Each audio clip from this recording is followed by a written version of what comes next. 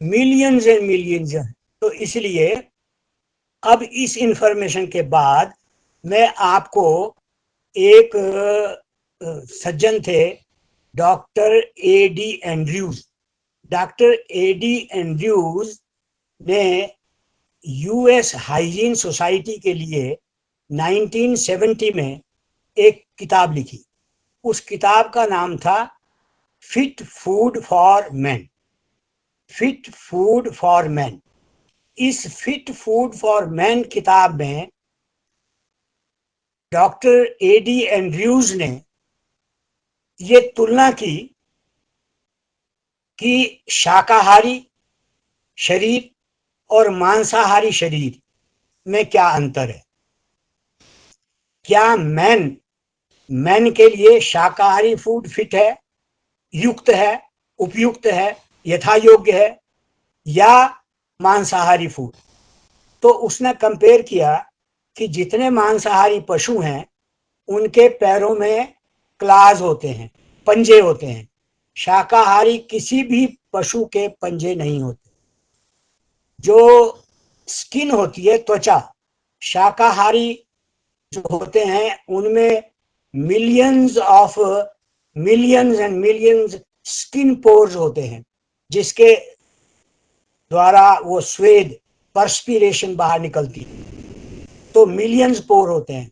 और जितने मांसाहारी हैं उनमें किसी में भी ये जो त्वचा है उस पर ये रेस्पिरेटरी पोर नहीं होते, परस्पिरेटरी पोर नहीं होते।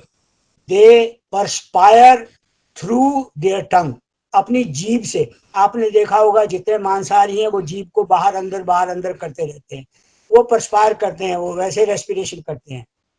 दांतों को ले लो, जितने शाकाहारी हैं उनके प्री मोलर और मोलर ज्यादा डेवलप्ड होते हैं, और जितने मांसाहारी हैं उनके कैनाइन ज्यादा डेवलप होते हैं। कैनाइन, आपने किसी फिल्मों में किसी राक्षस की या पिशाच की अगर फोटो बनाते हैं तो दो दांत ऊपर के बाहर निकाल देते हैं, दो दांत नीचे के बाहर निकाल देते हैं। ये हमारे इंसीजर, चार दांतों के पीछे वाले दांत हैं, एक इधर एक इधर, ये कैनाइन है। ये फाड़ने के लिए है, ये मीट को फाड़ने के लिए है। क्योंकि आदमी मीट नहीं खाता, इसलिए उसके जो ये कैनाइन है ये पुअरली डेवलप्ड होते हैं, और ये इंसीजर्स के बराबर के ही होते हैं। सलाइवरी ग्लैंड है, जितने अभी मैंने आपको बताया कि शाकाहारी खाना खाने वालों की ये salivary glands, 3 pairs of saliva, 3 जोड़ियां सलाइवरी ग्लैंड्स की होती हैं, जिसमें प्री डाइजेशन, फूड की प्री डाइजेशन वहां होती है। और चूंकि मांसाहारी पशुओं को इसकी जरूरत नहीं होती, इसलिए उनमें या तो सलाइवरी ग्लैंड्स होती ही नहीं है, या अगर होती हैं तो वो वेस्टिजियल होती हैं, नॉन फंक्शनल होती है। इसी चूंकि सलाइवरी ग्लैंड नहीं है, इसलिए मांसाहारी पशुओं में जो टायलिन है, अल्फा अमाइलेज नाम का जो एंजाइम है, वो नहीं होता, जो हर शाकाहारी में होता है। स्टमक के जूस की बात करें तो आपको कहा था कि हाइड्रोक्लोरिक एसिड होता है। जो मांसाहारी पशु हैं उनमें डाइजेशन की ज्यादा जरूरत होती है, तो उनमें उनके अमाशय में, स्टमक में जो हाइड्रोक्लोरिक एसिड होता है वो 10 टाइम्स मोर स्ट्रॉन्गर होता है। जो शाकाहारी हैं उनमें हाइड्रोक्लोरिक एसिड की कम जरूरत होती है, वो डाइल्यूटेड फॉर्म में होता है, लेस 10% लेस स्ट्रॉन्ग होता है। इसी तरह से इंटेस्टाइन की लेंथ ले लो। जो मैंने कहा था आपको कि शाकाहारी पशु जो हैं उनमें जो इंटेस्टाइन की लेंथ है वो उस व्यक्ति की या उस जीव की लेंथ से 6 गुना बड़ी होती है। अगर 5 फुट का है तो वो 30 फुट की लेंथ होगी। लेकिन जितने मांसाहारी पशु हैं उनमें जो एलिमेंट्री कैनाल है, इंटेस्टाइन की जो लेंथ है, वो उसकी लेंथ से 3 टाइम्स होती है। ये क्यों? क्योंकि अगर मीट इंटेस्टाइन में अधिक समय तक पड़ा रहेगा तो वो कैंसर को जन्म देगा। इसीलिए जितने मांसाहारी पशु हैं वो उनके इंटेस्टाइन की लेंथ उनकी शरीर की लेंथ से 3 टाइम्स होती है। इसीलिए विज्ञान ने ये पशुओं को दो कैटेगरी में बांटा, एक कहा कार्निवोरस, दूसरे कहा हर्बीवोरस, और मैन को हर्बीवोरस की क्लासिफिकेशन में रखा, कार्निवोरस की क्लासिफिकेशन में नहीं रखा। तो इसलिए डॉक्टर एडी एंड्रयूज ये कंक्लूड करते हैं कि भाई जो मनुष्य है वो वैज्ञानिक या की ओर से हर्बीवोरस है, शाकाहारी है, ये मांसाहारी नहीं है। Journal of Norwegian medical association के जर्नल में 12 फरवरी 1977 को एक आर्टिकल पब्लिश हुआ, उसमें उन्होंने लिखा, वो मैं कोट करता हूं, a poll of 214 scientist doing research on arteriosclerosis in 23 countries showed almost total agreement that there is a link between diet, serum cholesterol level and heart disease. यानी जो शाकाहारी पुरुष हैं उनमें HDL जो हाई डेंसिटी लिपोप्रोटीन है उसकी मात्रा अधिक होती है, और जो LDL है जिसको हम बैड कोलेस्ट्रॉल कहते हैं उसकी LDL की मात्रा हमेशा कम होती है, और मांसाहारियों में इसके बिल्कुल उल्ट होता है। स्वीडिश साइंटिस्ट कार्ल वोन लिने इसने कहा, man's structure external and internal compared with that of the other animal show that fruit and succulent vegetable constitute his natural food. American National Academy of Science ने 1983 में पब्लिश किया, I am quoting it, people may be able to prevent many common types of cancer by eating less fatty meats and more vegetable.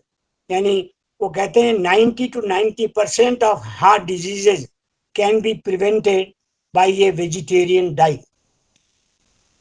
Inter Society Commission for Heart Disease Resources, इनके circulation number 42 which was circulated in December 1970, it reads, after tobacco and alcohol, the consumption of meat is the greatest single cause of mortality in Western Europe and United States, Australia and other affluent areas of the world. Mister R.L. Philip कहते हैं अपने publication का नाम है role of life style and dietary habits in list of cancer among Seventh Day Adventist. ये publish हुआ cancer research journal में November 1975 में। ये कहते हैं इन्होंने रिसर्च की सेवंथ डे एडवेंटिस्ट क्रिश्चियंस के अंदर, क्योंकि जो वो मीट ईटर कम है, मीट नहीं खाते। Research over the past 20 years strongly suggests a link between meat eating and cancer of the colon, rectum, breast and uterus. These types of cancer are rare among those who eat little or no meat, such as Seventh-day Adventists and Japanese and Indians. Pythagoras ने 2600 साल पहले एक बात कही थी, वो कहता है, those that kill animals to eat their flesh tend to massacre their own. We are full of enemy guns, bombs and missiles, but can we close our eyes to the pain and fear we ourselves bring about by slaughtering for human consumption over 1.6 billion domestic mammals and 22.5 billion poultry a year? The number of fish killed each year is in the trillions, and what to speak of the tens of millions of animals each year in the torture camps for their fur, hide or skin, or hunted for sports. Can we deny that this brutality makes us more brutal too? ये Pythagoras साहब कहते हैं। रोलो Russell कहते हैं, cancer and other diseases from meat consumption. This article was published in 1979. I quote, I have found of 25 nations eating flesh largely, 19 had a high cancer rate and only one had a low rate, and that of 35 nations eating little or no flesh, none had a high rate. Toxins, वो कहता है toxins overload की leading to arthritis, gout, rheumatism, and cancer because the meat passes through long intestine.